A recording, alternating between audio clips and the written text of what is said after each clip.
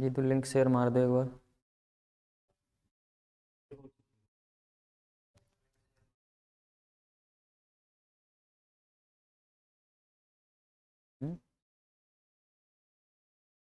अभी नहीं कर रहे हैं, ग्रुप में शेयर कर रहे हो ना जी, तो कर दीजिए।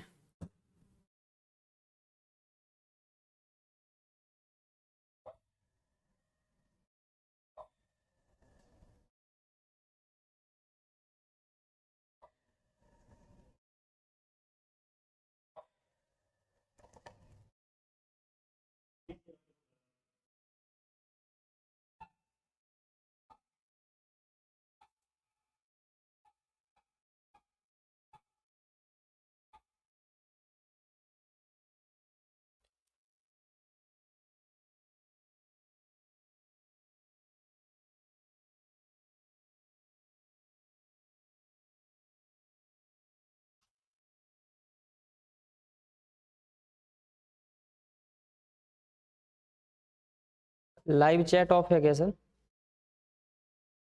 ऑफ है क्या लाइव चैट? ऑफ दिख रहा है सर इसमें।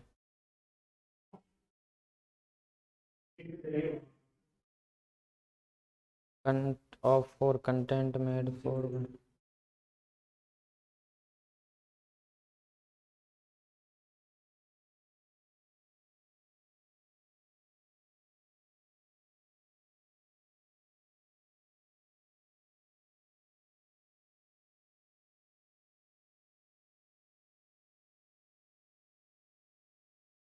जुड़ जाइए सब लोग।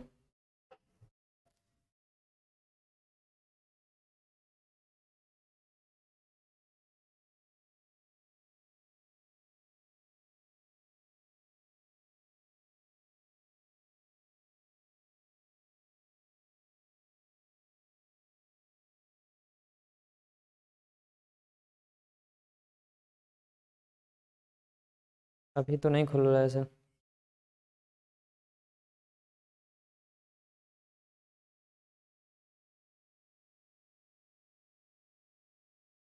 कंटेंट मेड फॉर किड्स ये आ रहा है इस पे लिखा हुआ।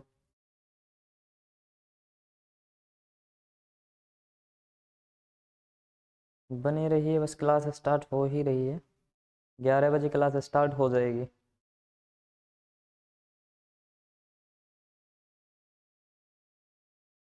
तब तक लाइक और शेयर कर दीजिए सभी लोग।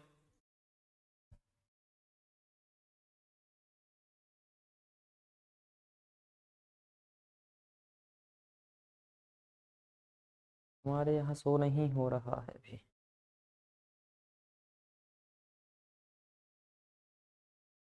आ गया, ठीक है।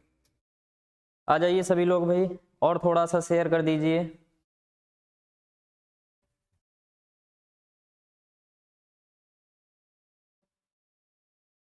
गुड मॉर्निंग युवराज यादव, विशाल यादव, और थोड़ा सा शेयर कर दीजिए और जुड़ जाए लोग। चलिए भाई देखिए, कल हम लोगों ने पढ़ा था कि लेखन प्रक्रिया में कुछ टॉपिक पढ़े हुए थे। लेखन प्रक्रिया के धीरे धीरे टॉपिक हम आगे बढ़ाते रहेंगे। कुछ आज पढ़ लिए लेखन प्रक्रिया के, कुछ कल पढ़ेंगे। इस तरीके से लेखन प्रक्रिया बराबर बढ़ाते चलेंगे। लेकिन कुछ हमें ऐसी चीजें भी यहाँ पर पढ़नी है जो यूपी में किसी भी एग्जाम में यदि हिंदी आती है तो ये अवश्य आएंगे। और आज जो ये चैप्टर में पढ़ाने जा रहा हूं, कौन सा है? वर्ण, यानी कि जो हमारे स्वर और व्यंजन होते हैं इनके उच्चारण स्थान आज हमें पढ़ने हैं। तो इससे कहीं ना कहीं ऐसा नहीं है कि किसी एग्जाम में क्वेश्चन नहीं आते, बहुत सारे क्वेश्चन आते हैं। कई एग्जाम में तो 3-3, 4-4 प्रश्न हमें मिल जाते हैं। ठीक है, तो बस इसको ध्यान से समझना है। ये बहुत ही ट्रिक से हैं, लॉजिक से हैं। अगर आपने एक बार इनका लॉजिक समझ लिया तो समझ लेना जिंदगी में आपसे ये भूलेंगे नहीं। ठीक है भाई, चलिए तो आज हम समझते हैं। तो यहाँ पर आप देख पा रहे होंगे ये हमारी वर्णमाला लिखी हुई है। वर्णमाला यानी कि ये हमारे जो ऊपर लिखे हुए हैं ये क्या है? स्वर हैं। ये सभी क्या हैं? स्वर हैं। अगर हम इनकी बात करें तो ये जो नीचे लिखे हुए हैं ये हमारे क्या हैं? व्यंजन हैं। ये क्या हैं? व्यंजन हैं। क्लियर है? अगर हम स्वरों की बात करें तो स्वरों की संख्या कितनी होती है? 11 होती है। अगर हम कुल स्वरों की संख्या कह दें, क्या कहें? कुल स्वरों की संख्या कहें तो कुल स्वरों की संख्या 13 होती है। कुल स्वरों की संख्या कितनी हो जाती है? 13 हो जाती है। और व्यंजनों की संख्या कितनी होती है? 33 होती है। इनके बारे में हम धीरे धीरे विवरण पढ़ेंगे, उससे पहले हम पढ़ना जा रहे हैं कौन सा? वर्ण यानी कि स्वरों और व्यंजनों के उच्चारण स्थान। तो देखिए कैसे इनके हमें उच्चारण स्थान पढ़ने हैं। चलिए, ये हमारे पास देखिए, ये आपका एक चांद सा मुखड़ा दिख रहा होगा। इसमें आप देख पा रहे होंगे कि एक यहां पर ये नासिका नली है। इसे हम क्या कह देते हैं भाई? इसे हम नासिका नली कहते हैं। और ये जो यहां पर दिख रही है इसको हम मुख गुहा कहते हैं। इसको क्या कहते हैं? मुख गुहा। अब इससे हमें संबंधित कुछ नहीं पढ़ना है, बस इससे हमें उच्चारण स्थान देखने हैं। क्या देखने हैं? उच्चारण स्थान, क्योंकि हम पढ़ने जा रहे हैं उच्चारण स्थान। तो देखिए, हम हर बार आप लोगों से बोलते हैं कि अगर हम चल रहे हैं तो कहां जाना है, ये हमें सबसे पहले पता होना चाहिए। ठीक है, तो स्थान सबसे पहले तो हमें मालूम होना चाहिए कि किन स्थानों में यहां से किस वर्ण को रखा जाएगा, ये वर्ण का उच्चारण स्थान क्या होगा। बात समझ आ रही है? चलिए, तो थोड़ा सा देख लेते हैं कि कैसे हमें यहां पर समझना है। तो यहां हम ऊपर से नीचे की ओर चलेंगे, जबकि आपको डायग्राम यहां पर ये दिख रहा होगा। इसमें हम नाम जो हमारे हैं, जो उच्चारण, भाई उच्चारण देखिए हाथों से या पैरों से उच्चारण नहीं होते हैं। उच्चारण जो वर्णों के होते हैं वो हमारे किससे होते हैं? इतने भाग से, यानी उसमें मुंह की आवश्यकता होगी, कभी कभी नाक की आवश्यकता होगी, तो कभी कंठ की आवश्यकता होगी। तो उच्चारण स्थान भी हमारे इन्हीं नामों से जाने जाएंगे। तो देखिए, सबसे जो नीचे वाला भाग है, ये भाग जो आपको दिख रहा है, इसको हम लोग कहते हैं कंठ। इसको क्या कहते हैं? कंठ कहते हैं। अच्छा भाई, इसको हमने कंठ बोल दिया। अब आप देख पा रहे होंगे कि ये इस मुख का सबसे निचला भाग है। कौन सा भाग है? सबसे निचला भाग है। ठीक है, अगर हम इससे आगे बढ़ेंगे तो यहां पर देखें, यहां ये सबसे ऊपरी भाग है। ये बोर्ड का कौन सा भाग है? ऊपरी भाग है। तो यहां जो सबसे निचले में हमने नाम दिया है, उसी को हम यहां सबसे टॉप पर लिख देंगे, यानी सबसे ऊपर लिख देंगे। तो हमारा एक उच्चारण स्थान हमें प्राप्त हो गया है। कौन सा? कंठ। क्लियर है? कभी कभी इसको कंठ भी लिखा जाता है। ये सारी विशेषताएं हम धीरे धीरे आपको बताते चलेंगे। दूसरे अगर उच्चारण स्थान की बात करें तो देखिए, यहां से दूसरा उच्चारण स्थान, अब इसके ऊपर आएंगे तो जहां ये मुख गुहा और ये नासिका नली मिल रही है, क्या क्या मिल रहा है? ये मुख गुहा मिल रही है, ये नासिका नली मिल रही है। तो यहां एक कोमल भाग होता है, बिल्कुल मुलायम भाग आपको लगेगा। और मुलायम भाग से लेकर के जस्ट इसके ऊपर तक कुछ कठोर भाग भी होता है। तो इतने भाग को हम किस नाम से जानते हैं? तालु नाम से जानते हैं। किस नाम से जानते हैं? तालु नाम से जानते हैं। तो सेकंड हमारा यहां क्या हो जाएगा? तालु हो जाएगा। यानी सेकंड उच्चारण स्थान हमारा किससे हो जाएगा? तालु से। और कंठ से हम क्या बना देते हैं? कंठ बना देते हैं। मैं नोट कर देता हूं, यहां पर क्या बना दिया हमने? कंठ बना दिया। ये उच्चारण स्थान का नाम हो गया। क्लियर है भाई? तालु से क्या बन जाएगा? तालव्य बन जाएगा। तालु से क्या बन जाएगा? तालव्य बन जाएगा। सभी को समझ में आ रहा है? थोड़ा सा शेयर करते चलें। सर क्लियर नहीं दिख रहा है।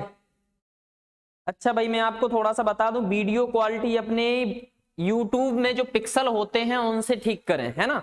240 में थोड़ा सा कम दिखाई देगा। अगर उसका पिक्सल आप बढ़ा लेते हो, 360 400 के पार रखते हो तो अच्छा दिखाई देगा। ठीक है, कम से कम 360 तो रखिए, है ना। चलिए, तो यहां तालु से क्या हो गया? तालव्य हो गया। अब जस्ट इसके ऊपर बढ़ेंगे तो आप अगर आभास करेंगे कि हमारे यहां दांत होते हैं। क्या होते हैं? दांत होते हैं यहां पर। और यहां हम दांतों के ऊपर, मसूड़ों के भी ऊपर अगर हम अपनी जीभ घुमाएं, ऊपरी वाले जो दांत हैं अगर उनके ऊपर हम जीभ घुमाते हैं तो आपको ऐसा लगेगा जैसे यहां पर ब्रेकर बने हों। कैसा महसूस होगा? जैसे यहां ब्रेकर बने हुए हैं। अब ये जो ब्रेकर हैं, इन्हीं को हम कह देते हैं मूर्धा। इन्हीं को हम क्या कह देते हैं? मूर्धा। जो ब्रेकर हैं, जो ऊपर वाले हमारे दांत होते हैं, उनके ऊपर जो ब्रेकर बने हैं वो भाग क्या कहलाता है? मूर्धा। तो तीसरा उच्चारण स्थान हमारा यहां क्या हो गया? मूर्धा हो गया। क्या हो गया भैया?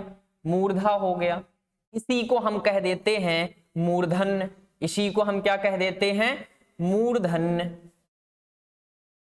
क्लियर है। अब आगे वाले भाग पर बढ़ते हैं, तो आप जैसे ही आगे देखेंगे तो फिर यहां दांत मिल जाएंगे, दांतों से चौथा क्या बन जाएगा, दंत बन जाएगा। दांतों से हमें दंत मिले, और दंत मिले तो हमने इसको बना दिया क्या, दंत। क्लियर है भाई। इसके बाद हमें क्या मिलेगा, दांतों के बाद हमें यहां पर ओंठ मिल जाते हैं, क्या मिलेंगे भाई, ये हमारा यहां पर दंत हो जाएगा। दांतों के बाद यहां हमें क्या मिलते हैं, ओंठ मिलते हैं, जिनसे हमारा क्या हो जाएगा, यहां पर ओंठ हो जाएंगे।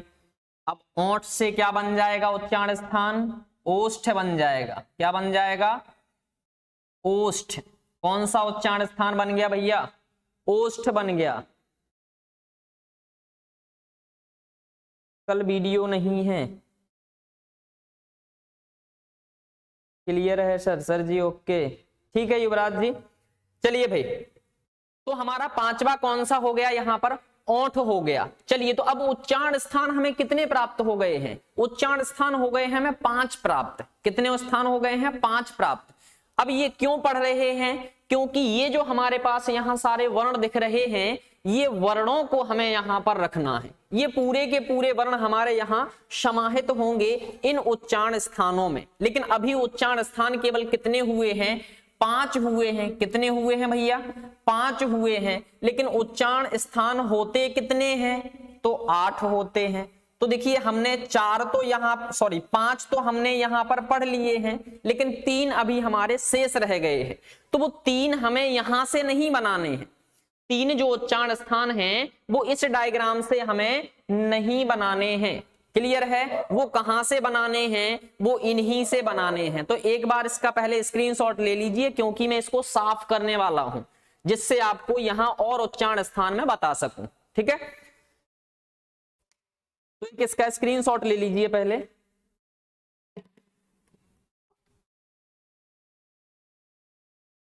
भाई जहां पर डाउट आ रहा हो बताते चलना।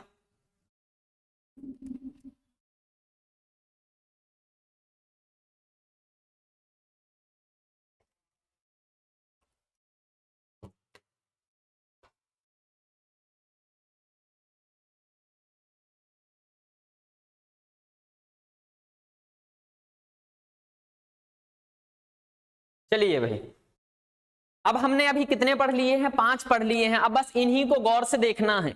गौर से देखोगे तो पहले क्या है, कंठ, दूसरा तालु, मूर्धा, दंत, ओंठ।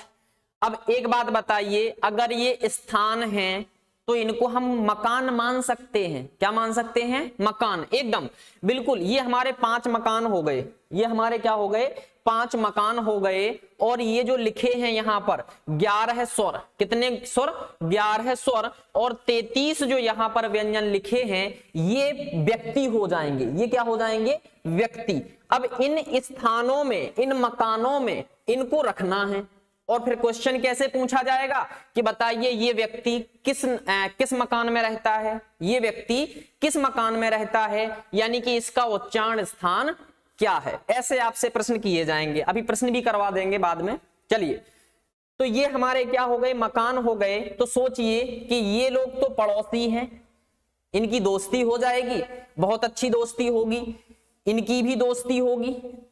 अगर हम देखें 5 में, तो ये कैसा रहेगा, ये मतलब ऐसा रहेगा, इस घर का काम ऐसा रहेगा कि ये व्यक्ति यहां की बात सुनेगा तो यहां पहुंचाएगा, यहां की बात सुनेगा तो यहां। तो इसको पीट करके क्या कर दिया जाएगा, हटा दिया जाएगा। तो 1 मिनट मैंने इसको क्या कर दिया, पीट करके इसको हटा दिया। यहां बढ़िया सड़क बन गई है, यहां क्या बन गई है, सड़क बन गई है। समझना, बस लॉजिक है। अगर लॉजिक समझ लेते हो तो आपसे अदर जो है वो भी बन जाएंगे। क्लियर। अब जो सड़क है, सड़क के इस पार 2 मकान हो गए हैं और सड़क के इस पार भी 2 मकान हो गए हैं। तो ये जो दोनों पड़ोसी हैं, इनकी तो दोस्ती हो जाएगी ना, और इनकी दोस्ती हो जाएगी। तो चलिए इनकी दोस्ती कराएंगे। तो छठवां उच्चारण स्थान क्या हो जाएगा, बताइए जरा, कंठ तालु। क्या हो जाएगा, कंठ प्लस तालव्य। क्या हो जाएगा, कंठ प्लस तालव्य। छठवां उच्चारण स्थान हमें मिल गया है। सातवां कौन सा हो जाएगा, देखिए इनकी फ्रेंडशिप कराई, इनकी दोस्ती कराई, तो एक हमारे पास सातवां भी हो गया। सातवां कौन सा हो जाएगा भैया, सातवां हो जाएगा दंत प्लस ओष्ठ। क्या हो जाएगा, दंत प्लस ओष्ठ। तो इसी को हम क्या कह देंगे, दंत्योष्ठ। इसी को हम क्या कह देंगे, दंत्योष्ठ। क्लियर है। आगे बढ़े भैया, एक और बनाना है, वो कैसे बनेगा, इनकी दोस्ती हो गई, इनकी दोस्ती हो गई। अच्छा, शादियां अगर कराएंगे इन 5 परिवारों में, ये जो आपको परिवार दिख रहे हैं 5, क्लियर, यहां से ऊपर वाले ये 5, अगर इनकी शादियां करवाई जाएंगी तो भैया पड़ोस में शादी कर लेंगे, नहीं। व्यक्ति हमेशा सोचता है कि यार थोड़ी सी ससुराल हमारी कैसी हो, दूर हो, ससुराल कैसी हो, दूर हो, कि अगर भाई बीवी से अगर झगड़ा हो जाए तो ऐसा नहीं है कि वो यहीं छत से कूद जाए अपने मकान पर। आ रही है बात समझ में, छत से भी नहीं कूदना चाहिए। तो जब तक यहां लड़ करके यहां तक आएगी सड़क तक, तब तक हम पकड़ के ले तो जाएंगे, है ना। तो इसलिए शादी भी हमेशा दूर कराते हैं। तो देखिए एक उच्चारण स्थान आपको कौन सा मिल जाएगा, इनका संबंध हो जाएगा, कंठ और ओष्ठ का संबंध करवा दिया, तो एक हमारा क्या हो जाएगा, कंठ प्लस ओष्ठ। एक क्या हो जाएगा, कंठ प्लस ओष्ठ। अब ये क्या बन गया, कंठोष्ठ। ये क्या हो जाएगा हमारा, कंठोष्ठ हो जाएगा। इतनी बात समझ में आ रही है। चलिए अब हमें कुछ नहीं करना है, अब जो हमारे यहाँ वर्ण हैं, ये जो वर्ण हैं जिनको हम व्यक्ति मान रहे हैं, इनको इसमें रख देना है। अब ये टोटल कितने हैं, 44 हैं, 13 व्यंजन हैं और 11 हमारे पास स्वर हैं।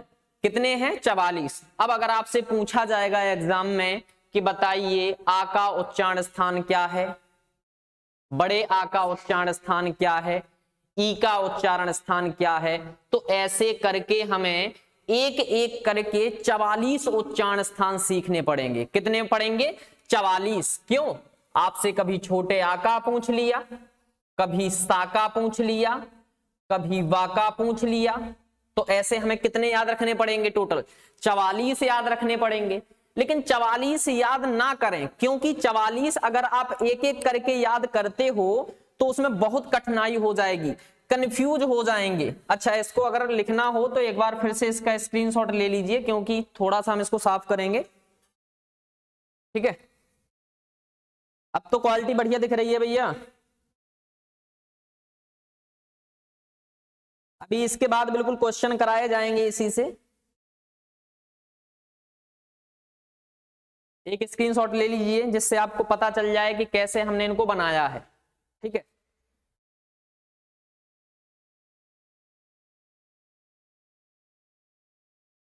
अब ये सड़क वगैरह मैं साफ कर देता हूं।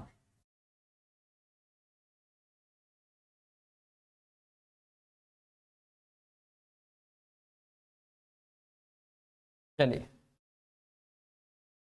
अब देखिए जरा, अगर आपको मैं आपसे अगर मैं आपसे बोलता हूं कि कंठ में आपको क्या क्या पढ़ना है, कंठ में आपको पढ़ना है छोटा आ, बड़ा आ, इसके बाद का, खा, गा, घा, इसी तरीके से अगर बताया जाए तो आपको ये एक एक वर्ण सीखना पड़ेगा। बहुत ज्यादा कंफ्यूज हो गए तो आपको कुछ नहीं करना है, इनके उच्चारण स्थान सीखने के लिए केवल और केवल 5 सूत्र सीख लीजिए। क्या सीखना है, 5 सूत्र सीख लीजिए, और 5 सूत्रों को सीखते ही आपके ये कंप्लीट हो जाएंगे।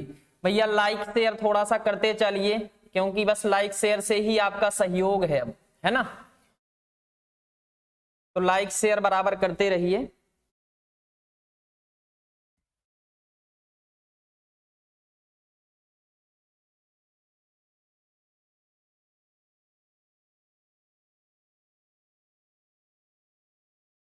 चलिए देखेंगे अब कौन से आपको सूत्र सीखने हैं, ये आपको देखना है। तो आपको सूत्र सीखना है, इसके लिए सीखना है अकु विसर्ग। क्या सीखना है, अकु विसर्ग। हाँ, अगर आप इतना सीख लेते हो काम हो गया। क्या सीखना है? अकु विसर्ग हा। तालु में क्या सीखोगे? इचू यस। तालु में क्या सीखोगे भैया? इचू यस। काम हो गया। जो जो भी वर्ण इसमें आ रहे हैं, इसके अंतर्गत आ रहे हैं, वो सबके सब ये लिखे हुए हैं। मूर्धन्य में क्या सीखोगे? मूर्धन्य में सीखोगे ऋतु। देखिए अब ऋतु है, ऋतु नहीं है, ता नहीं है, टा है। और वैसे भी जहां री होगा वो स्वयं बताएगा कि देखिए टा वाली लाइन लेकर चल रहा है। कौन सी लाइन? टा वाली लाइन। तो इसमें आपको सीखना है ऋतु रस। क्या सीखना है? ऋतु रस। दंत में सीखना है क्या? ऋतुलस। दंत में क्या सीखोगे? ऋतुलस। और ओष्ठ में आप सीखेंगे उपु। भैया ये 5 सूत्र अगर आपने सीख लिए तो ये उच्चारण स्थान याद करने में कोई परेशानी नहीं होती है। बस इनको 5 बार पढ़ लेना, 2 बार सुबह पढ़ लेना, 2 बार दोपहर में पढ़ लेना और 1 बार शाम को इनको अपने से उच्चारण कर लेना। 3 डोज लेने के बाद आपका काम क्लियर हो जाएगा। इनसे जो भी प्रश्न कभी भी आएंगे वो अभी आराम से बनेंगे। बस पढ़ना क्या है? अकु विसर्गहा, इचु इचु यस, ऋतु रस, ऋतुलस और उपु। अच्छा इनका मतलब क्या है? थोड़ा सा इसको विस्तृत रूप में मैं आपको बता देता हूं। लिखा है अकु विसर्गहा। क्या लिखा है? अकु विसर्गहा। अगर हमने अकु विसर्गहा की बात की तो यहां से देखिए जरा, पहले क्या लिखा है? कंठ। लिखा है छोटा आ, यानी आ का उच्चारण स्थान क्या है? कंठ है। अब जहां जिस घर में छोटा भाई, भाई इनको हमने मकान माना था ना, क्या माना था? मकान। तो जहां छोटा भाई रहेगा वहीं इसका बड़ा भाई भी रहेगा। यानी कि इससे कौन कौन से वर्ण बोले जाएंगे? लिख लीजिए यहां पर मैंने लिखा छोटा आ, बड़ा आ। भाई आ से क्या हो गया? छोटा आ और बड़ा आ। कु, कु से पूरी का वाली पंक्ति। कु से क्या हो जाएगा? पूरे का वाली पंक्ति, यानी कि का, खा, गा, घा, इंगा और इसके बाद विसर्ग और इसके बाद हा। अब चाहे हा बोल दीजिए या फिर विसर्ग बोल दीजिए, एक ही बात है। ठीक है, तो इनसे किनका हो गया? कंठ का हो गया संबंध। अब इचु यस की अगर बात करें तो जहां छोटी ई वहां बड़ी ई, यानी कि छोटी ई, बड़ी ई। चू से चा, छा, जा, झा, या। ये वाला तो आएगा ही आएगा, उससे पहले ये वाला आएगा, या और सा। ठीक है, इतने वर्णों का उच्चारण स्थान क्या है? इचु यस। कौन सा? तालव्य। अच्छा ये बीच बीच में जो लिख रहे हैं तो अभी कुछ बच्चे बोलेंगे सर इनको नासिक में लिया जाता है। इनको किस में लिया जाता है? नासिक में लिया जाता है। तो इसको समझने के लिए अलग से आपको बताया जाएगा। ठीक है, बिल्कुल आपको टेंशन नहीं लेनी है, उससे क्या बताया जाएगा? अलग ही बताया जाएगा वहां पर। ठीक है, चलिए। अच्छा ऋतुरस। अब ऋतुरस में क्या हो जाएगा? री, पूरा टा वाली पंक्ति, रा और सा। लिरी, लिरी ये भैया तुकबंदी के लिए लिखा गया है। ये किसके लिए है? तुकबंदी के लिए। वास्तविकता में इसका उच्चारण संस्कृत वगैरह में पूछा जाता है, हिंदी में इसका प्रश्न नहीं पूछा जाता है। ठीक है, तो अगर संस्कृत में भी अगर पूछा जाता है तो लिदी आप पढ़ोगे तो दंत माना जाएगा। संस्कृत में क्या माना जाएगा? उसका दंत माना जाएगा। अब तू से क्या हो जाएगा? ता वाली पंक्ति, ला से ला और शा से शा। यानी कि यहां पर ता, था, दा, धा, ना, ला और सा। ये किससे हो गए? दंत से हो गए। ओठ से क्या हो जाएंगे? उपु, यानी कि छोटा उ, बड़ा उ। कौन कौन सा? छोटा उ, बड़ा उ। पा, फा, बा, भा, मा। ये किसके रहेंगे? ओठ के रहेंगे। ठीक है भाई, इतनी बात समझ में आ रही है? समझ में आ रही है तो एक बार जरा ओके लिख दीजिए सब लोग, फिर आगे बढ़ा जाए। जल्दी से एक बार ओके करिए भाई।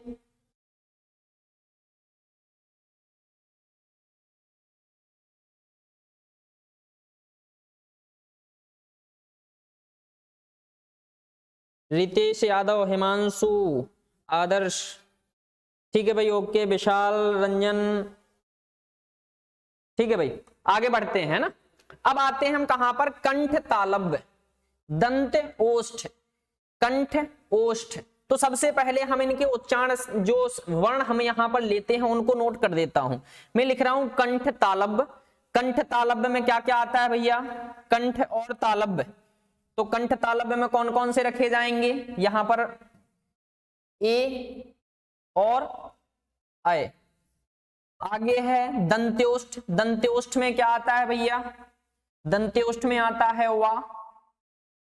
कंठोष्ठ में क्या आता है, तो कंठोष्ठ में आएगा ओ और औ। कंठोष्ठ में क्या आएगा, ओ और औ। क्लियर है। एक बार इसका स्क्रीनशॉट ले लीजिए, फिर हम इनका विश्लेषण आपको करके बताते हैं। ये जो 3 लिखे हुए हैं इनके बारे में आपको विस्तृत जानकारी प्रदान करते हैं, क्योंकि भूलने वाले यही होते हैं, कंफ्यूज यही वाले आपको करेंगे, इसलिए इनके बारे में हम आपको जानकारी अलग से दे रहे हैं। ठीक है, ठीक है। तो सबसे पहले इनका एक स्क्रीनशॉट ले लीजिए। बस एक बार इनका उच्चारण हमेशा करते रहना है। अकु विसर्गहा इचु यस ऋतु रस लिर्तु लस उपु। अकु विसर्गहा कंठ, तालु से इचु यस, मूर्धा से ऋतु रस, दंत से लिर्तु लस, ओंठ से उपु। बस इतना याद रखना है, ये हमें बार बार कंफ्यूज करेंगे, इसलिए इनके बारे में भी अलग से आपको बता दे रहा हूं। ठीक है, एक स्क्रीनशॉट ले लीजिए जिससे आपको थोड़ा सा बाद में पढ़ने को मिल जाए, नोट कर लीजिए। ठीक है, इसको हम साफ कर रहे हैं, फिर इनके बारे में हम चर्चा करेंगे।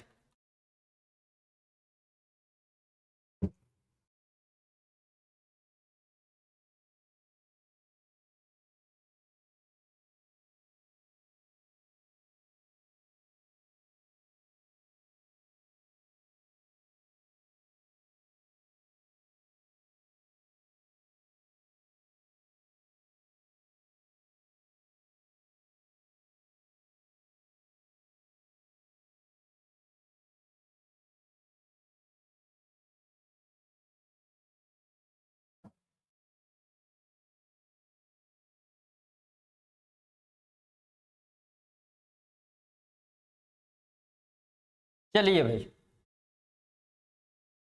अच्छा अगर आपसे क्वेश्चन किया जाए, अगर मैं आपसे प्रश्न करता हूं कि बताइए जो हमने छा लिखा है या चा लिखा है, चा का उच्चारण स्थान क्या होगा, तो आपको कुछ नहीं पढ़ना है, ऐसे पढ़ना है अकु विसर्गहा इचु यस ऋतु रस। अच्छा इचु, इचु चा तालु, इचु यस किस में पढ़ते हैं हम, तालु में, तो इसका उच्चारण स्थान भी क्या हो गया भैया, तालु हो गया है। आ रही है बात समझ में।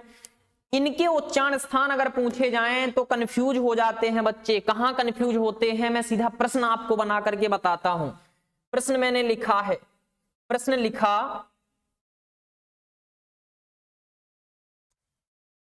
कि ओ का उच्चारण स्थान, ओ का उच्चारण स्थान क्या है, ओ का उच्चारण स्थान क्या है। आपके पास ऑप्शन रहेंगे, एक रहेगा कंठ प्लस तालब्य, सेकंड ऑप्शन रहेगा दंत्योष्ठ,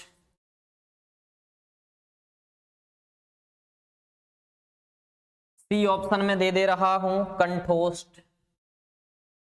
क्या दे दिया, कंठोष्ठ। डी ऑप्शन मैंने दे दिया, कुछ भी लिख दे रहा हूं मैं यहां पर, तालब्य ले लेता हूं केवल, तो यहां पर मैंने कर दिया तालब्य। क्लियर है। चलिए भाई आंसर प्लीज। ओ का उच्चारण स्थान बताना है, अभी तो वैसे नीचे लिखे भी हुए हैं, आराम से बता सकते हो। तो ओ का उच्चारण स्थान क्या हो जाएगा, सी। ऑप्शन क्या रहेगा, सी वाला, ये ऑप्शन सही रहेगा, है ना, कंठोष्ठ। अब अगर मैंने यहां पर कंठोष्ठ आपको बोला है कि इसका उच्चारण स्थान क्या है, कंठोष्ठ, तो क्यों हमने आपको बार बार कहा है कि कभी भी हो, कोई भी अगर कुछ भी हम पढ़ रहे हैं तो उसमें क्यों का प्रश्न जरूर लाएं। भाई इसको हमने कंठोष्ठ बोला, क्यों बोला भाई, कंठोष्ठ अगर हमने इसको बोल दिया तो क्यों बोला, इसकी विस्तृत जानकारी तो होना चाहिए। चलिए तो मैं देखिए इसकी विस्तृत जानकारी आपको देने की कोशिश करता हूं। अगर अच्छा लगे तो लाइक कमेंट शेयर जरूर करना। विस्तृत जानकारी भाई, विश्लेषण, बार बार रट्टा नहीं बोल रहा हूं कि रट्टा मारिए, ठीक है, बार बार आपसे कह रहा हूं कि रट्टा बिल्कुल नहीं मारना है, क्योंकि रटने वाला जो ज्ञान है वो आज रहता है कल चला जाता है, धोखे की तरह होता है एकदम। समझ रहे होगे कैसे धोखे की तरह होता है, बेवफा सनम की तरह होता है, ठीक है। चलिए भाई रेड से लिखिए भैया, रेड से अगर लिखा जाएगा तो थोड़ा सा और खराब दिखाई देगा। चलिए चेक कर लेते हैं। अगर मैंने आपसे बोला ओ, अब मैं पहले देख तो लूं जरा, इसमें अच्छा दिख रहा है ओ,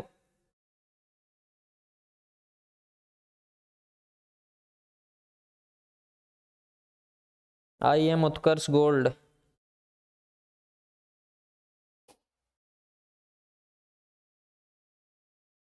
कीर्ति जी नहीं,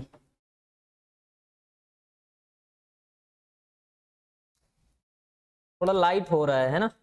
चलिए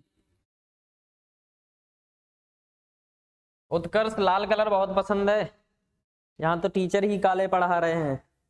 चलिए भाई आगे देखते हैं। यहां पर जैसे मैंने लिखा ओ, अब इसको सब जानते हो, अगर थोड़ा बहुत पहले से पढ़े हो। देखिए आप लोग ऐसा तो है नहीं कि प्राइमरी लेवल के बच्चे हो तो आपको मालूम नहीं है, सब लोगों ने पढ़ा है कि ओ बनता किससे है, किससे बनता है भैया, आ प्लस ऊ से बनेगा कि नहीं बनेगा। अगर इससे नहीं बनेगा तो इससे बना लीजिए, बड़े आ प्लस बड़ा ऊ कर लीजिए। इससे नहीं बनाना है तो इससे बना लीजिए, बड़ा आ प्लस छोटा ऊ। क्लियर है, मतलब इन सबसे जो है वो हमारा क्या बन रहा है, ओ बन रहा है। क्या बन रहा है, ओ बन रहा है। इससे भी क्या बनेगा, ओ बनेगा। इससे भी क्या बनेगा, ओ बनेगा। अब तुरंत आपको समझ में आ गया होगा कि इसको हम कंठोष्ठ क्यों कहते हैं, इसका उच्चारण स्थान कंठोष्ठ क्यों रखा गया है, अपने आप समझ में आ रहा होगा क्यों रखा गया है। ये सिर्फ इसलिए रखा गया है क्योंकि आ का उच्चारण स्थान क्या पढ़े हो, अकु विसर्ग हा। अकु विसर्ग हा किस में पढ़े हो, कंठ में। अकु विसर्ग हा किस में पढ़े हो, कंठ में। तो ये तो हो गया कंठ। और ऊ किस में पढ़े हो, उपू। ऊ हमने पढ़ा है किस में, ओठ में। किस में पढ़ा है, ओष्ठ में। तो समझ जाओ कंठ प्लस ओष्ठ मिला करके हमने क्या बनाया है, कंठोष्ठ। इसी प्रकार आ और ऊ मिलकर के क्या बन गया है, ओ बन गया है। आशा करते हैं समझ में आ गया होगा। क्लियर है ना भाई। बना किससे है, छोटे आ से और छोटे ऊ से। जब इन दोनों से बना हुआ है तो यहां ओ लिखा है। मान लीजिए ये हमारा कौन सा है, कंठ का उच्चारण स्थान है, ये ओष्ठ, इसका ओष्ठ से होता है, तो कंठ और ओष्ठ मिलाकर के क्या हो गया, ओ हो गया। क्लियर है भाई, क्लियर हुआ। ठाकुर सुधाकर सिंह ऑफिशियल, क्लियर हो गया। अच्छा इन सबका मैं बता दे रहा हूं एक एक करके, क्लियर है। चलिए भाई ये तो जोड़े से थे, स्क्रीनशॉट ले लेना। बहुत विश्लेषण करके पढ़ाया जाएगा।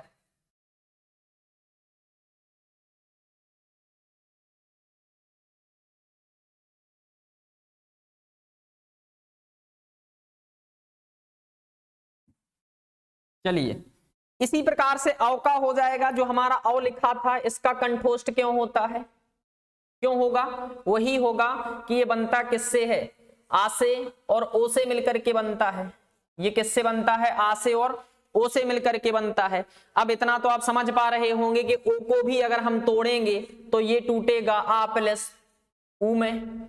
किस में टूटेगा, आ प्लस ऊ में टूट जाएगा। तो आ और ऊ मिला करके हमने ओ बना लिया और ओ में हमने आ जोड़ा तो औ बन गया। तो क्या बन गया, औ बन गया। तो देखिए इसका कंठ होता है, इसका क्या होता है कंठ, इसका भी क्या होता है कंठ, और इसका क्या होता है ओष्ठ, तो हो गया कंठोष्ठ। क्लियर। तो अव का भी क्या हो जाएगा भैया कंठोष्ठ हो जाएगा। क्लियर है। चलिए और आगे बढ़ते हैं। अब आते हैं ए आई वाले पर। कौन सा पढ़ना है, ए आई वाला पढ़ना है। तो ए आई वाला देख लीजिए।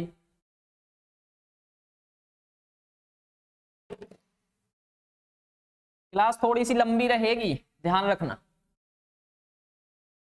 इसलिए क्योंकि जब तक समझ में नहीं आएगा मजा ही नहीं है पढ़ने का। चलिए अगर हम अय की बात करते हैं या फिर ए की या अय की, किसी की बात कर लीजिए, ये किससे बनता है भैया, ये बनता है आ, और आ में हम मिला दें ई, आ में क्या मिला देते हैं ई, किससे, ये क्या है कंठ है, इसका उच्चारण स्थान क्या है कंठ है, इसका उच्चारण स्थान क्या है तालु है, तो क्या हो गया कंठ तालु हो गया। क्लियर है भाई।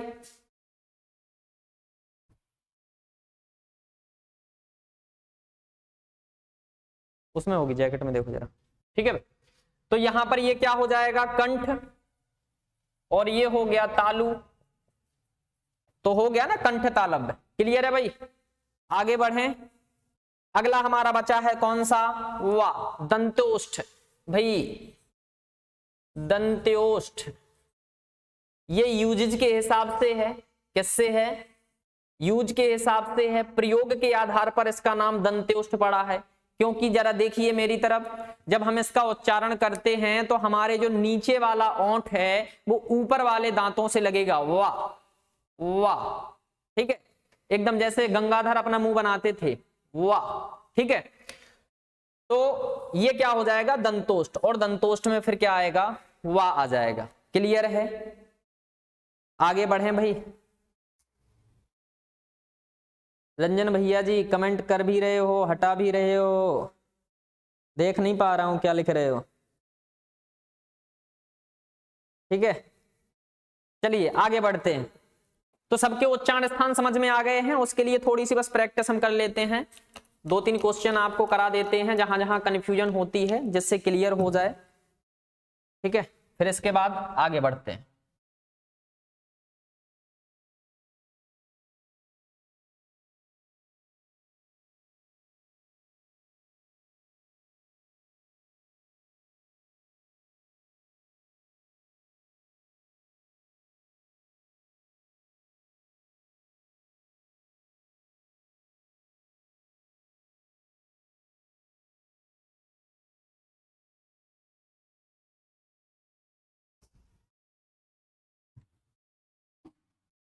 कोई प्रॉब्लम तो नहीं आ रही है भैया, बताते जाइए। क्वालिटी अच्छी चलेगी अगर आपके पिक्सल सही होंगे तो। 144 में अगर चलाने की कोशिश करेंगे तो बोर्ड डिजिटल नहीं है, ध्यान रखना, है ना। आप लोग तो सब जानते हो, अब आप लोगों को क्या बताया जाए।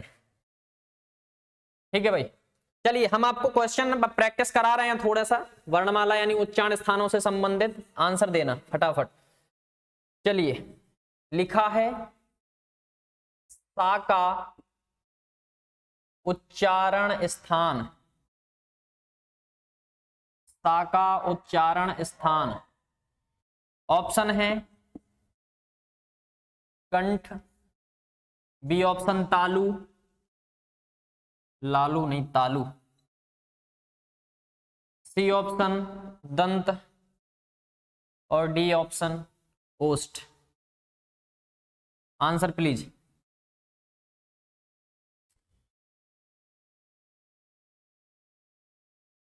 ये देखो ये अपनी बातों में लग गए हैं। कहाँ हो गोलू, आंसर करिए भाई जल्दी से। बी, बहुत बढ़िया, इसका क्या रहेगा तालु। चलिए अब मैं इसी क्वेश्चन में थोड़ा सा परिवर्तन कर रहा हूं, बार बार क्वेश्चन को नोट नहीं करूंगा, तो इसका सही आंसर क्या हो जाएगा बी। आप चाहें तो स्क्रीनशॉट ले सकते हो, ठीक है, मैं वैसे भी किनारे पर खड़ा हूं। क्लियर है। चलिए इसका आंसर क्या हो गया बी। अगर मैंने इसको चेंज कर दिया और यहां पर एक ऑप्शन भी चेंज कर देता हूं, मूर्धा लिख दिया है, ठीक है, अब यहां पर मैंने बढ़ा दिया है शाह, आंसर करिए भैया। जो श मैंने अभी लिखा हुआ है इसका उच्चारण स्थान क्या होगा?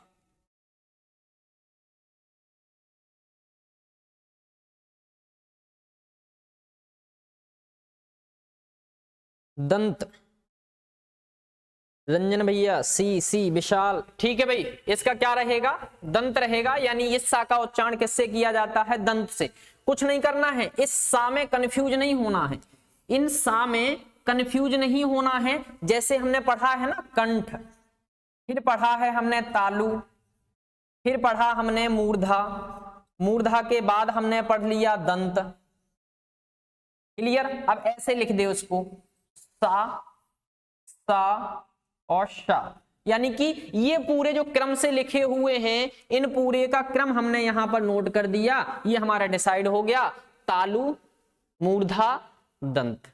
ठीक है भाई, तो कंफ्यूज नहीं होना है। ऐसा नहीं करना है कि इसमें आप मूर्धा लगा रहे हो तो कभी तालु लगा रहे हो, बिल्कुल नहीं, ऐसे पढ़ना है। तालु, तालव्य, मूर्धन्य, दंत, तालव्य, मूर्धन्य, दंत। जैसे उच्चारण स्थान हमने सीखे हैं क्रम से, उसी प्रकार इनके क्रम में भी यही रहेगा। ठीक है भाई, चलिए भाई नेक्स्ट क्वेश्चन। अगर मैंने आपसे पूछ लिया डा का उच्चारण स्थान क्या होगा? डा का उच्चारण स्थान, डा का उच्चारण स्थान बताइए। लिखा है यहां पर, का हो जाएगा कंठ।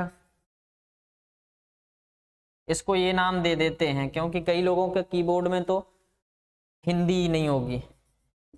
कंठ। बी यहां नोट कर दिया तालु, सी नोट कर दिया यहां पर मूर्धन्य, मूर्धा, और डी यहां पर नोट कर दिया ओष्ठ। बताइए भैया क्या रहेगा?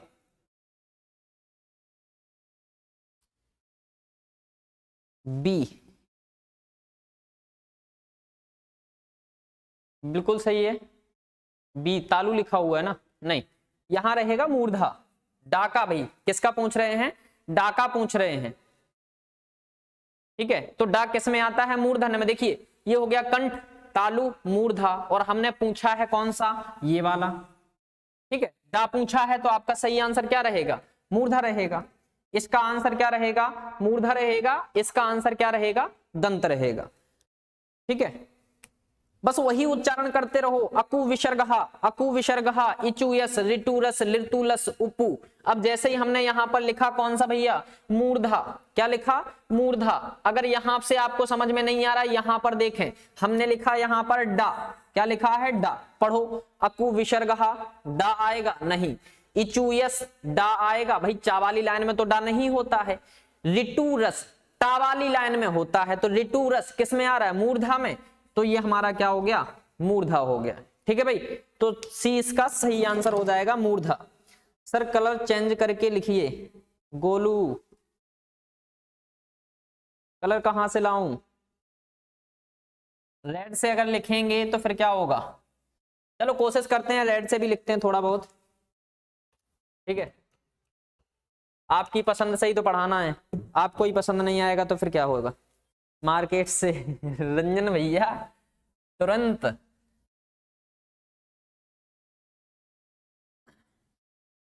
चलिए आज भाई मार्कर आ जाएगा। ठीक है, भिन्न भिन्न कलर के मार्कर लाएंगे। अच्छा, व्हाइट कलर का मार्कर नहीं चलेगा क्या?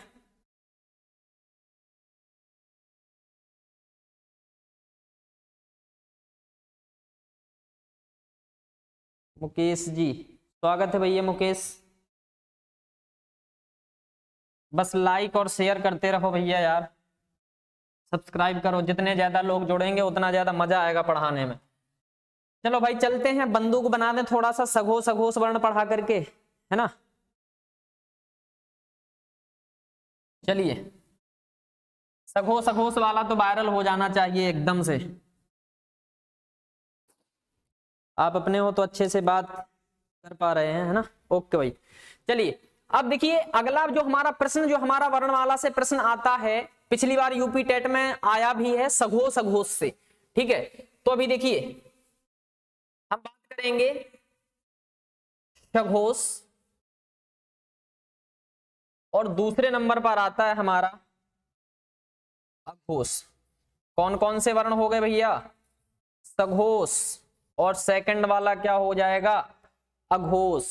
कभी कभी सघोष के आधार पर नहीं तो केवल और केवल घोष बोलकर आंसर आ जाता है। क्या बोल करके आंसर आ जाता है?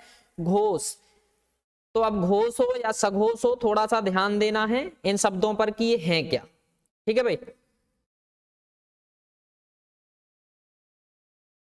चलिए तो हम पहले एक प्रश्न लिखते हैं, क्योंकि प्रश्न के आधार पर पढ़ना बहुत अच्छा होता है ना। तो मान लीजिए मैंने यहां पर नोट कर लिया, एक प्रश्न ले लेता हूं कि लिखा है खा वर्ण क्या है? खा वर्ण क्या है? ठीक है, यहां पर मैंने लिखा है ऑप्शन सघोष, बी दे दिया घोष, सी ऑप्शन दे रहा हूं अघोष,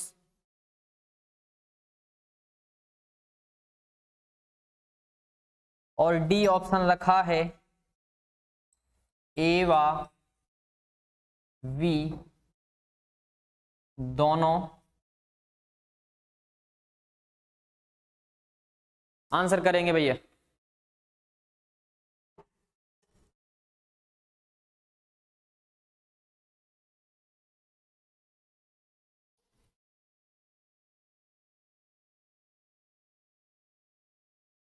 डी, गौरव सिंह डी। बहुत से लोगों के डी आंसर आ रहे हैं। एक बार फिर से सोच समझ करके आंसर लगाइए। ऑप्शन इसी तरीके से बनाए गए हैं कि आप कंफ्यूज हो जाएं।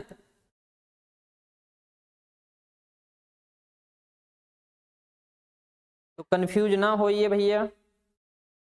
सौरभ डी, विशाल सी। कंफ्यूज हो रहे हो? देखिए खा पूछा गया है। क्या पूछा है भैया? खा पूछा है। खा क्या होगा? अघोष होगा। खा क्या होगा? अघोष होगा।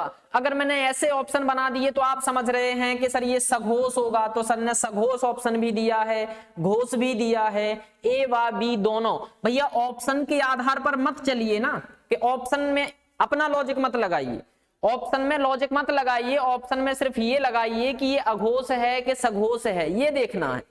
ठीक है, तो इसका सही आंसर क्या रहेगा? सी रहेगा। अभी तो क्या है कि आप लोगों ने पढ़े नहीं थे। चलिए अब मैं आपको बता देता हूं कि इसमें सही क्या रहेगा और कैसे आपको इनको लंबे समय तक याद रखने हैं। ठीक है, तो इस क्वेश्चन का स्क्रीनशॉट लेना चाहें तो ले सकते हो। सी आंसर सही है। जिसने सी दिया है वो बिल्कुल सही है। चलिए अब बात करते हैं हम सघोष और अघोष की। ऐसे ही कोई भी वर्ण ले लेगा और पूछ लेगा आपसे कि बताइए कौन सा सघोष है और कौन सा अघोष है। इनमें से कोई भी वर्ण ले सकता है वह। ठीक है, चलिए तो बात करते हैं भैया घोष, और एक है हमारा अघोष। तो देखिए जो सघोष है उसको हम घोष कहते हैं, और घोष का मतलब होता है कंपन। घोष का मतलब क्या होता है? कंपन। यहां हमने सा लगा दिया और लिख दिया सघोष, तो यहां पर क्या होगा भैया? घोष। घोष यानी कि कंपन, और सा यानी कि सहित। सा यानी क्या हो जाएगा? सहित। यानी जो वर्ण हमारे कंपन सहित बोले जाते हैं, कंपन सहित यानी कि गले में कंपन हो। इनमें जो हमारी वर्णमाला लिखी है, इस वर्णमाला में बहुत सारे वर्ण ऐसे हैं जिनको बोलते समय गले में कंपन होने लगती है। तो हमने क्या बोल दिया कि ऐसे वर्ण जिनका उच्चारण करते समय गले में कंपन उत्पन्न होती है उन्हें हम सघोष कहते हैं या फिर घोष कहते हैं। क्लियर है भाई? घोष का मतलब भी यहां क्या है? कंपन है। वही घोष का मतलब क्या है? कंपन है। आ का मतलब क्या हो जाएगा? नहीं। आ का मतलब क्या हो जाएगा? नहीं। तो ये हमारा क्या हो जाएगा, जिन वर्णों में कंपन नहीं होती है, यानी कि यहां जो वर्ण लिखे हुए हैं इसमें से कुछ वर्ण हम क्या करेंगे, जब बोलेंगे तो गले में कंपन नहीं होगी। जब कंपन नहीं होगी तो अघोष होंगे, और जब कंपन होगी तो सघोष होंगे। तो देखिए एक प्रश्न तो आपका यही बन जाएगा, कौन सा, कि अघोष का विलोम क्या होगा, सघोष। अघोष का विलोम घोष या सघोष। क्लियर है भाई। तो ये अपना विलोम हो गया। अब यहां पर अगर सीखने हैं तो हम थोड़ा सा लॉजिकली आपसे बात करेंगे। अगर हमने यहां लिखा धर्म और एक हमने यहां पर लिख दिया अधर्म, तो एक बात बताइए, क्या हमें धर्म और अधर्म दोनों की किताबें पढ़ने की आवश्यकता होगी? अगर मान लीजिए हमने धर्म सीख लिया है तो अधर्म तो अपने आप याद हो जाएगा कि नहीं हो जाएगा?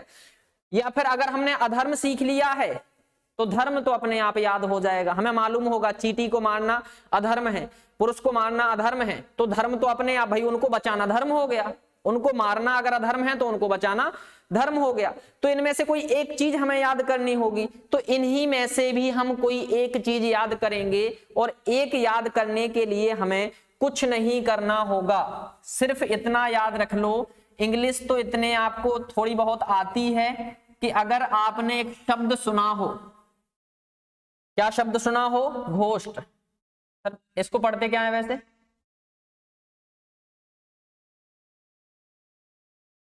घोष्ट है ना। तो घोष्ट का मतलब क्या होता है भैया, भूत। क्या होता है, भूत। अब यहां पर हमने लिखा है टी, इस टी को हटा दीजिए, इस टी को क्या कीजिए, हटा दीजिए। तो यहां पर देखिए इसको पढ़ेंगे घोष, तो ये भी बन गया हमारा घोष। बन गया कि नहीं बन गया? ये घोष है तो यहां पर भी ये घोष हो गया। और घोष का मतलब होता है भैया भूत। और जब भूत आएगा तो हम क्या करने लगते हैं, कांपने लगते हैं। जब भूत आएगा तो हम क्या करने लगते हैं, कांपने लगते हैं। बस इतना आपको याद रखना है। तो घोष का मतलब भूत और यहां घोष का मतलब कंपन। क्यों भाई, भूत आएगा तो हम कांपेंगे, कांपेंगे कि नहीं कांपेंगे? तो यहां से आपको केवल इतना सीख लेना है, ठीक है। आगे बढ़ेंगे, हम आते हैं अघोष पर। भाई वही बात है, अब यहां भूत नहीं होगा, भूत नहीं होगा तो नहीं कांपेंगे। तो हम क्या करेंगे, जब हमें भूत मिलेगा, क्या मिलेगा, भूत मिलेगा, तो या तो भैया कुछ लोग हनुमान चालीसा पढ़ने लगेंगे। सर जीएस की क्लास नहीं चलेगी, जीएस की क्लास आज तो नहीं चलेगी, शायद कल तक हो जाएगी व्यवस्था। आज इंग्लिश चलेगी, ठीक है। धीरे धीरे, कल मैंने बोला था ना कि धीरे धीरे एक एक दिन में सारी क्लासें स्टार्ट हो जाएंगी, ठीक है। तो यहां पर देखिए ये तो हो गया भूत। अब भूत आएगा तो कंपन होगी। अब लेकिन जो भैया भारत के होंगे तो भूत आने पे वो तो हनुमान चालीसा पढ़ने लगेंगे। लेकिन अगर हम अमेरिका लोगों की बात करें तो वो क्या करेंगे, सीधे एक बंदूक उठाएंगे। क्या उठाएंगे, बंदूक उठाएंगे। आशा करते हैं दिख रही होगी, बढ़िया देसी है बिल्कुल एकदम। ज्यादा खराब तो नहीं बन गई यार, थोड़ी बहुत तो चलती है, ठीक है, काम चलेगा। अंग्रेजों के जमाने की है और साइलेंसर वाली है। कैसी है भैया, साइलेंसर वाली है, क्लियर है। तो वो तो क्या करेंगे, जब भूत को अगर नहीं आने देना होगा, यानी कंपन उत्पन्न नहीं होगी, तो वहां पर क्या होगा, साइलेंसर वाली बंदूक चलेगी। और जहां पर कंपन करनी होगी वहां बिना साइलेंसर के धाएं धाएं उड़ाओ, है ना।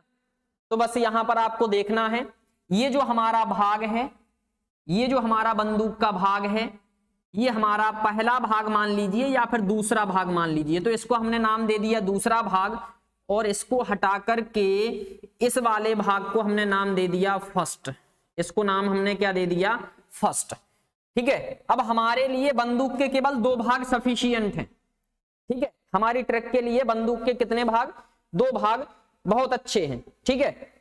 अब जब हमने 2 भागों की बात कर ली, तो बचपन में क्या होता था, बचपन में हमें जब चोर सिपाही का खेल खेलना होता था तो क्या करते थे, एक ऐसी जो बढ़िया इस तरीके की मिल जाए उसी को हम पकड़ के, और बस बात समझ में आ रही है, ठीक है, ये करते रहते थे। तो हमें केवल 2 भाग चाहिए होते थे, क्लियर है। तो बस हमें अब यहाँ 2 भाग मिल गए हैं, और यहाँ पर भी हमें 2 भाग चाहिए, जिसमें देखिए ये जो हमारे का, चा, टा, ता, पा, ये जो हमारे वर्ण लिखे हुए हैं इसमें इसका नाम क्या है, पहला वर्ण, और इसका नाम है भैया दूसरा वर्ण। ठीक है, ये पहला वर्ण हो गया का वाली पंक्ति का, चा वाली पंक्ति का, टा वाली पंक्ति का, ता वाली पंक्ति का, पा वाली पंक्ति का। तो का वाली पंक्ति का पहला वर्ण और चा वाली का पहला, टा का पहला, ता पहला, पा पहला। ये भी दूसरे दूसरे वर्ण हो जाएंगे। इनको उठा करके फटाफट यहां रख दीजिए। ये रख दिया का के बाद गंदा हो रहा है तो चा, टा, ता, पा। यहां रख दीजिए दूसरे भाग में दूसरे वर्ण खा, छा, ठा, था और फा। क्लियर। तो ये पहला वर्ण, ये दूसरा वर्ण, और यहां पर लिखा है भैया सा शाह। क्या लिखा है, शा शाह। तो यहां पर हमें तो साइलेंसर में गोली चलानी है, और साइलेंसर में गोली कैसे चलेंगी, सा सन, यानी सा हमारा साइलेंसर में आ जाएगा। ठीक है भैया, गोलू चौहान गोली चल गई, सा शन। इंग्लिश की क्लास बस जस्ट इसी के बाद रहेगी, है ना। बस हो ही रहा है सेशन, ये कितने मिनट का हो गया है। ठीक है, तो यहां पर ये समझ में आ गया। तो भैया ये अगर सारे वर्ण हमारे, अच्छा स्क्रीनशॉट लेना हो तो ले लीजिएगा। ठीक है, अगर ये सारे वर्ण हमारे क्या हो गए, अघोष हो गए। अघोष क्यों हो गए, क्योंकि कंपन नहीं हो रही है। और कंपन क्यों नहीं हो रही है, क्योंकि हमने साइलेंसर लगा दिया है। क्लियर।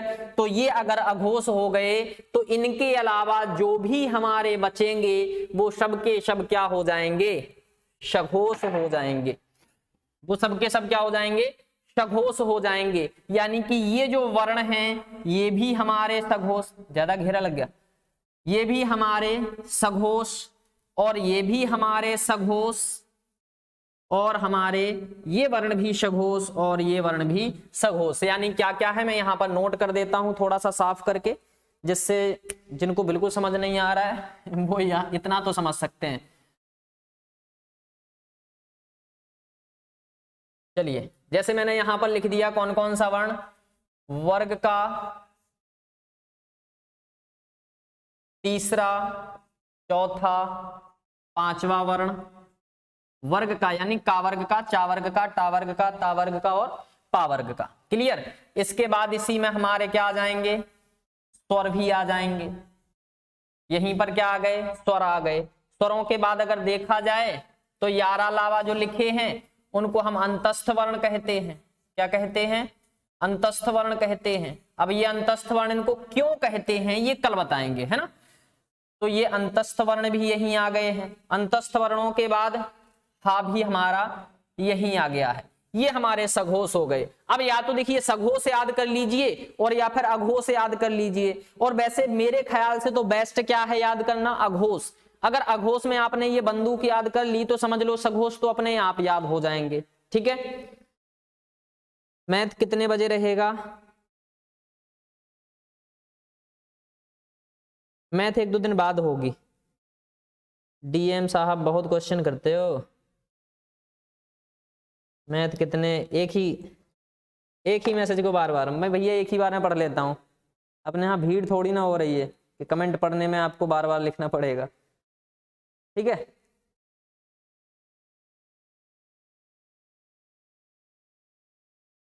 तो भाई समझ में आ रहा है कि नहीं आ रहा है, बात समझ में आ रही है ना।